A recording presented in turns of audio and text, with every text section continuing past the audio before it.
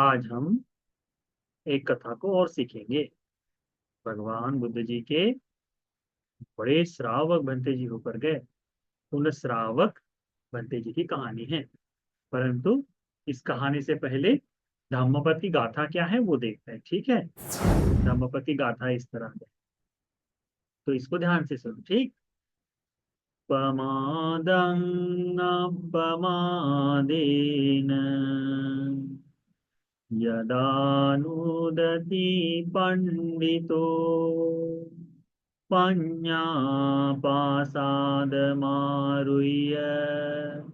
अशोकोऽशोकिनीं पजं पाम्बतट्टोऽगुम्मटे बालो नहीं, धीरो बाले अवेक्कतीति। इसका मतलब होता है कि पंडित लोग जो है, जो बुद्धिमान लोग हैं, जो बुद्धिमान लोग हैं ना, तो तुम लोग को बुद्धिमान बनना है कि बुद्धू बनना है। बुद्धू बनना है तो पंडित नहीं बनो, पर बुद्धिमान बनना है तो प्रज्ञावान आदमी। तो क्या कहते हैं भगवान कि पंडित आदमी जो है, बुद्धिमान व्यक्ति क्या करता है, अपने आलस्य को काम करने के लिए, जो नहीं करूंगा ना मम्मी, कल करूंगा ना मम्मी, करते रहता है ना। देखा है तुमने?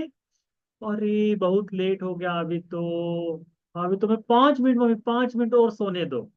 ऐसा बोलते हैं कि नहीं, स्कूल के लिए जब उठाते हैं। इन सबको दूर करके, बिल्कुल अपने समय पे सोना है, समय पे उठना है, समय पे काम करना है, उसको बोलते हैं आलसी रहित।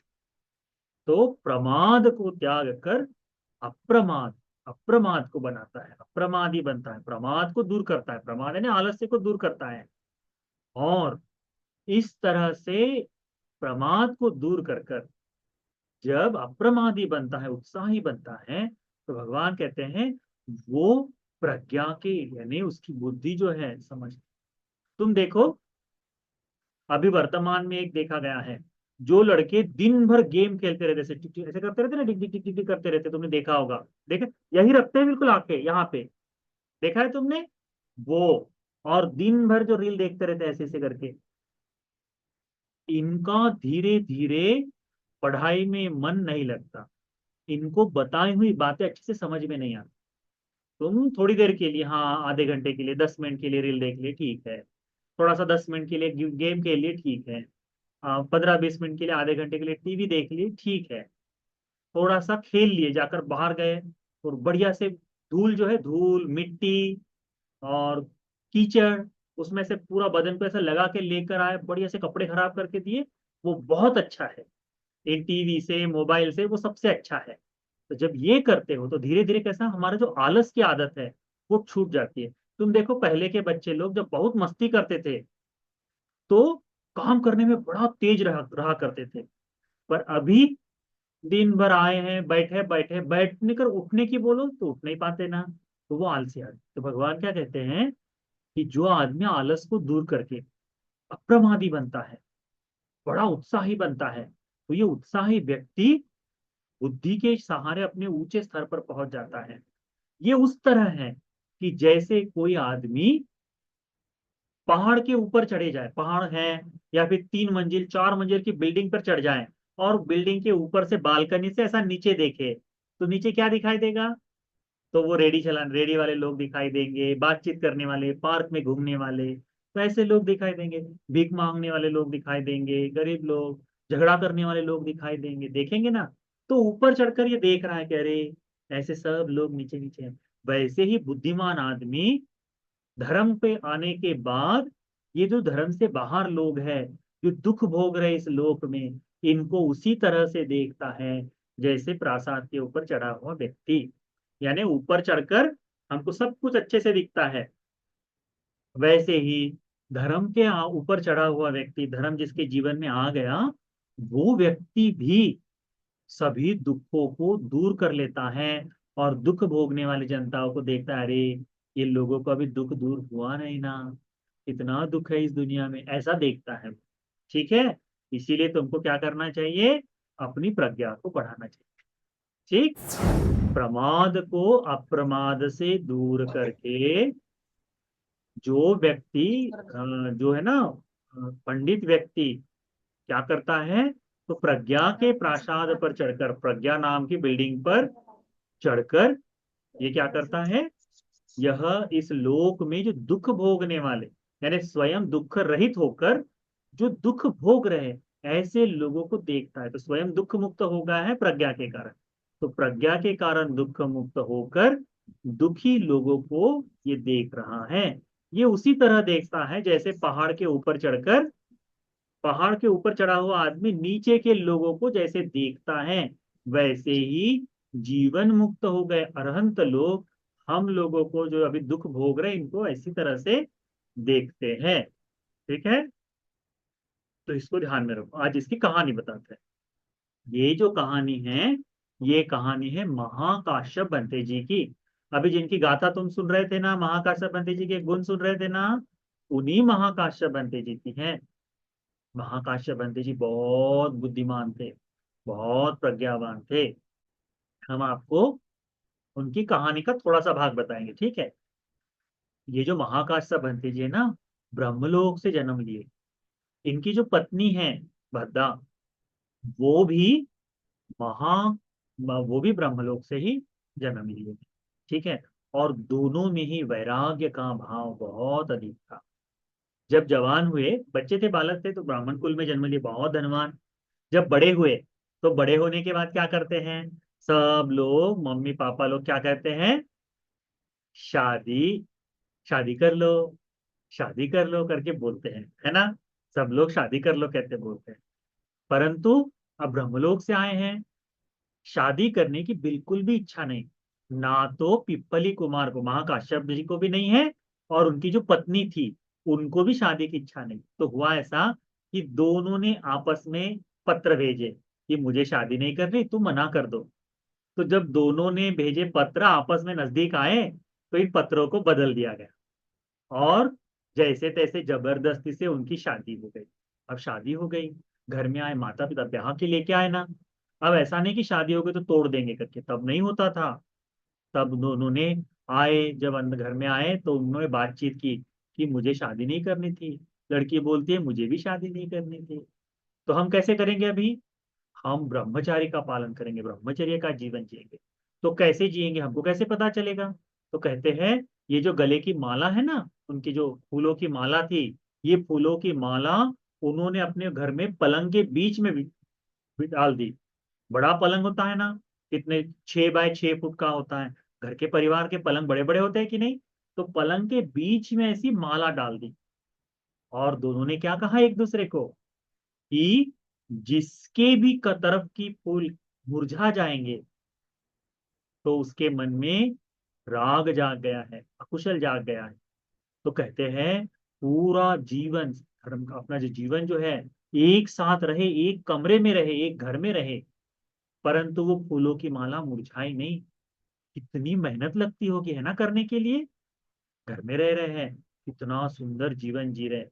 जब माता पिता की मृत्यु हो गई उन दोनों के, तो इन लोगों ने देखा कि हमारे घर में हम जो जो काम हो रहा है, हो सकता है इससे हमारा पाप अधिक बढ़ रहा हो।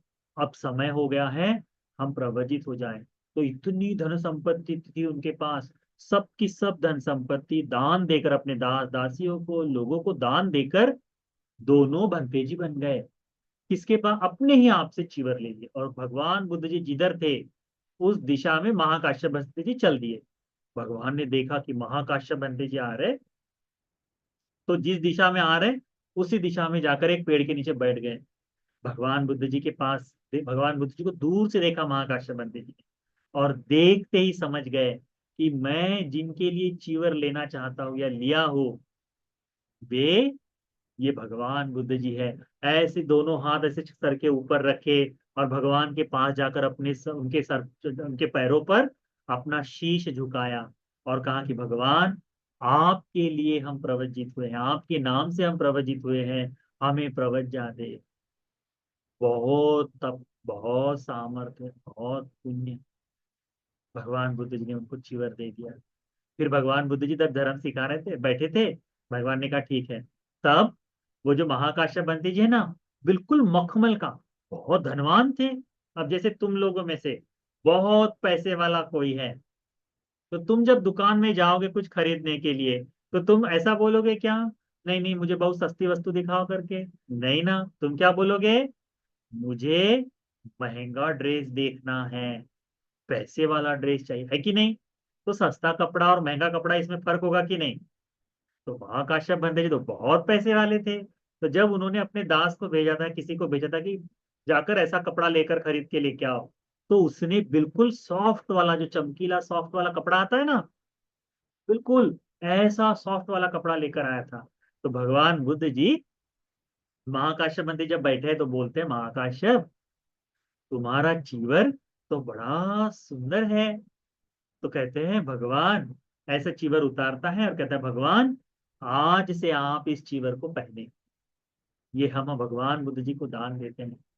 जब कोई व्यक्ति सच्ची में धर्म के मार्ग पर चलता है, उसके लिए धन बड़ा नहीं होता, उसके लिए श्रद्धा बहुत बड़ी हो जाती है, उसके लिए धर्म बड़ा हो जाता है। तो अपनी वस्तु को दान देने के लिए कोई हिचकिचाहट नहीं। तो भगवान बुद्ध जी फिर पूछते हैं कि काश्यप, तुम यदि अपना कपड़ा दे दोगे तो तुम क्या पहनोगे? तो हाथ जोड़ता है, कहता है, भगवान यदि भगवान अनुग्रह करे, अनुकंपा करे, तो ये जो भगवान आपने जो पहना चीवर है, आप हमको दे सकते हैं। भगवान बुद्ध जी कहते हैं, महाकाश्यप ये चीवर बहुत कमजोर है, टूटा हुआ है, फटा है जगह जगह से। तो कहते हैं, भगवान जैसे कोई व्यक्ति फूल को, कमल के फूल को, कमल का फूल बड़ा नाजुक होता है कि नहीं, ऐसा ऐसा कर दोगे तो टूट जाता है। तो नाजुक फूल को जैसे कोई सर के ऊपर रखता है ना, तो कितनी संभाल के रखना पड़ता है कि टूट न जाए, वैसे ही भगवान आपका ये चीवर मैं पहन के रख, बिल्कुल सुरक्षा। कितना बल होगा उन बंते जी का। ये महाकाश्यप बंते जी जब धर्म का अभ्यास किए, अरहंत बन गए, तो जब इनका अरहंत इतना बड़ा था, इतना सुंदर था कि निरोध समापत्ति जो कहते हैं ध्यान, उस ध्यान में बैठते थे और गरीबों की सेवा में लगते थे। जिन जो गरीब लोग हैं, भिक्षा मांगने के लिए भिक्षा पात्र लेकर गरीबों की बस्ती में घूमते थे। धनवान बहुत थे पहले, पर गरीबों पर दया करके, उन पर अनुकंपा करके उनके घर में से भोजन लेते थे। ऐसा है, उनको दान देने के लिए देवता लोग भी बड़े लालायित रहते थे कि मुझे दान देना है, बंते जी को दान देना है, कैसे दे। महाकाश्यप बंते जी भगवान बुद्ध जी की तरह दिखते भी थे। तुमको पता है भगवान बुद्ध जी का सर पे ऐसे गोल गोल गोल गोल गोल गोल घुंघराले बाल है करके? तुमने देखा है ना? वो घुंघराले बाल है, जब एक बार काट दे तो घुंघराले बाल हो जाते हैं, और यहाँ से थोड़ा सा भाग उठा भी है, वो अलग है। महाकाश्यप भंते जी का भी ऐसा ही था, ये उठा नहीं था, पर उनके पूरे घुंघराले घुंघराले बाल थे। तो लोग भगवान बुद्ध जी को देखते और महाकाश्यप भंते जी को देखते, दिखने में सरीखे दिखते, इतने सुंदर थे महाकाश्यप भंते। भगवान बुद्ध जी के थे जितने नहीं, पर सुंदर थे। और बहुतों की बहुत सी इच्छा भी थी, उनको बहुत चाहते थे। अब देखो, तुमको तुम्हारे घर में कोई भंते जी हमेशा हमेशा आते हैं, तो तुम्हारे से बात करते, तुमको वो भंते जी अच्छे लगते हैं कि नहीं? वैसे ही तो एक बार हुआ ये कि एक बूढ़ी अम्मा थी, वो अम्मा भंते जी लोगों को भोजन दान देना चाहती थी। वो क्या करती है, एक अपना हाथ में अपनी थोड़ा सा खाना लेती है और देखती है, तो भगवान बुद्ध जी आ रहे हैं। अब उस अम्मा ने भगवान बुद्ध जी को तो पहले देखा नहीं था, महाकाश्यप बुद्ध जी को देखा था, तो लेती है और पात्र को ऐसे भगवान के सामने करती है और पीछे से देखती है, तो पीछे महाकाश्यप बंते जी है। अपना हाथ पट से पात्र से आगे ले लेती है और महाकाश्यप बंते जी के पास जाकर दान देती है। इतना पुण्यवान थे महाकाश्यप, इतना पुण्यवान। तो तुम भी अपने जीवन में ऐसा पुण्य करो, ऐसा पुण्य करो कि तुमको भी देवताओं से सहायता मिले, वो तुम्हारे पास आए, तुमको भी लोग सेवा में आए, सांप आए तो करे। कब? जब तुम पुण्य का बहुत जमा करोगे तब। तो ये जो महाकाश्यप बंते जी थे, ये ध्यान करने के लिए बैठे। तो ध्यान के लिए बैठते तो कैसे बैठते हैं, आंखें बंद कर दिए, तो सुबह का भोजन हो गया, उसके बाद दोपहर में किसी पेड़ के नीचे गए और आंखें बंद करके ध्यान के लिए बैठे। धीरे धीरे धीरे धीरे उनका ध्यान बहुत गहरा होता गया और उनको सब कुछ दिखने लगा। आंखें बंद है पर पूरी दुनिया दिखने लगी। वो कहते दिव्य दृष्टि। दिव्य दृष्टि। तो इस दिव्य दृष्टि से क्या देख रहे थे? इस दृष्टि से देख रहे थे कि पापी आदमी अपने पाप के कारण नरक में जा रहा है, प्रेतलोक में जा रहा है, दुख भोग रहा है। कौन देख रहा है? महाकाश्यप बंदे जी। कहाँ पे देख रहे हैं? ध्यान में बैठे। पुण्य आदमी, पुण्य जो करता है, वो पुण्यवान व्यक्ति अपने पुण्य के कारण, इस कर्म के कारण, ये पुण्य के कारण मरने के बाद दिव्यलोक में गया, सुगति को गया, ब्रह्मलोक गया करके देख रहे हैं। तो जब ये देख रहे हैं, इसको क्या कहते हैं? चतुपपाद ज्ञान। च्युत और उत्पन्न होना। च्युत, उत्पाद। च्युत होना यानी मर जाना, उत्पाद यानी जन्म लेना। चतुपपाद ज्ञान से देख रहे थे। ये ज्ञान किसको है? सबसे पहले भगवान बुद्ध जी को है। तो भगवान बुद्ध जी भी ध्यान कर रहे थे कहीं और। भगवान बुद्ध जी ने देखा कि ये महाकाश्यप बंदे जी क्या कर रहे हैं। तो अपने ध्यान से महाकाश्यप बंदे जी के लिए देखते हैं। तो महाकाश्यप बंदे जी क्या कर रहे हैं? तो बंदे जी देख रहे हैं सभी जान जीवों को, सभी प्राणियों को देख रहे हैं। और भगवान बुद्ध जी फिर धीरे से बोलते हैं महाकाश्यप बंदे जी को कि महाकाश्यप, ये जो तुम देख रहे हो ना, कि मनुष्यों का जन्म लेना मरना, प्राणियों का जन्म लेना मरना, ये बुद्धों का विषय है। जो व्यक्ति वास्तव में बुद्ध बन गया है, उन्हें ही ये अच्छी तरह से समझ में आता है। ठीक है? तो बुद्धों का विषय है। ये बोलकर उनकी प्रशंसा करते हैं भगवान बुद्ध जी, महाकाश्यप बुद्ध जी की प्रशंसा करते हैं। किस बारे में? कि जो व्यक्ति दुख से मुक्त हो गया है, जिसको अभी दुख नहीं, वो दुखी लोगों को कैसे देखेगा? तो दया की दृष्टि से देखेगा। है ना? अब जैसे तुम कहीं जा रहे हो, तुम्हारे घर में गाड़ी है, तुम कार से जा रहे हो, और तुमको सड़क पर खेलते हुए गरीब बच्चे, धूल में खेले हुए, जिनकी नाक बह रही है, रो रहे, देखे ना तुमने ऐसे बच्चे? तुम्हारी क्या इच्छा होती है उनको देखकर? मम्मी मम्मी मुझे भी वैसे ही बनना है, ऐसी होती है क्या? नहीं। मम्मी को क्या बोलते हैं? मम्मी देखो कैसा है, गरीब बच्चे हैं, है ना? दया आती है कि नहीं? तो क्यों?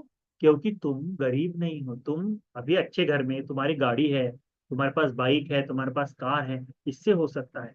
पर सड़क में जो आवारा घूम रहे हैं, उनसे तो तुम अच्छे हो ना। तो भगवान बुद्ध जी कहते हैं कि जब कोई जीवन मुक्त हो जाता है, अरहंत हो जाता है, मुनि बन जाता है, तो वो व्यक्ति हम गरीबों को, जो जन संसार में भी पड़े हैं, हम लोगों को वैसे ही देख, दया की दृष्टि से देखता है। तब भगवान बुद्ध जी ये वाली गाथा बोलते, क्या बोलते हैं?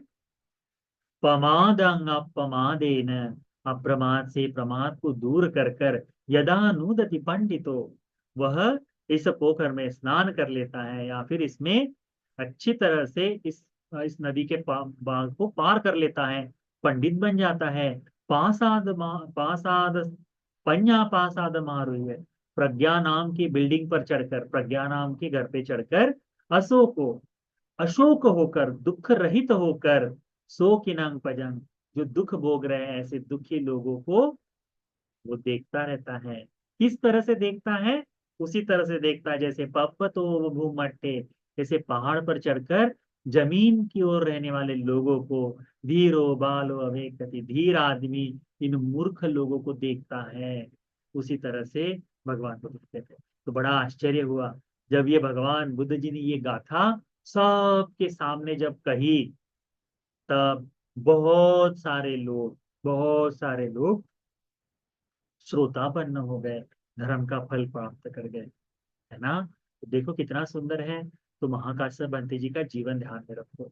महाकाश्यप बंदे जी बड़े आश्चर्य का जीवन जिए हैं, बहुत मेहनत का जीवन जिए हैं, तब जाकर भगवान बुद्ध जी के श्रावक बन पाए हैं। भगवान बुद्ध जी ने कहा मेरी वाणी से जन्म लिया, मेरा औरस पुत्र है करके महाकाश्यप बंदे जी धर्म से उत्पन्न हुए हैं ना। इसीलिए तो तुम भी अच्छी तरह से धर्म की मेहनत करो, तुम भी अच्छी तरह से धर्म का पालन करो। कोई आलस नहीं होना चाहिए, पढ़ाई में आलस नहीं होना चाहिए, मस्ती करने में आलस नहीं होना चाहिए। पर जितनी पढ़ाई करोगे उतनी ही मस्ती भी होनी चाहिए। ठीक है? ऐसा नहीं कि दिन भर मस्ती करोगे, और मोबाइल का इस्तेमाल थोड़ा सा कम कर देना चाहिए। ठीक है। और तुम बच्चे लोग, अभी गर्मी के दिन आ गए हैं, कम से कम 3 लीटर पानी हर एक बच्चे ने पीना है। ठीक है, पानी पियो, अच्छी तरह से पानी पीना है तुम बच्चों को। हाँ, वो भी ध्यान। और धूप में कम खेलना है। खेलना है तो सुबह सुबह धूप में चले, सुबह सुबह खेलने के लिए जाना, नहा के सुबह सुबह खेलने के लिए जाना, और फिर वापस आके नहा लेना। और दोपहर 10 बजे के बाद, 11 बजे के बाद धूप में नहीं निकलना है। तुम लोग बीमार हो जाओगे तो क्लास में कैसे आ पाओगे, है ना। इसलिए बीमार नहीं होना, अच्छी तरह से बॉडी वॉडी बनाने का। हाँ, बढ़िया हेल्थ बननी चाहिए। अच्छी तरह से खाना खाओ, कम से कम 3 लीटर पानी तुम बच्चों को पीना है। ठीक है। वो मस्ती करनी है, टीवी कम देखनी है, पढ़ाई ज्यादा करनी है, और करनियमित सूत्र को तुम सबको याद कर लेना है। डेली तुम लोगों को करनियमित सूत्र बोलना है, डेली बोलना है। ठीक है, तुम बच्चे लोग बोलोगे, तुम लोग का बहुत लाभ होगा, कल्याण होगा।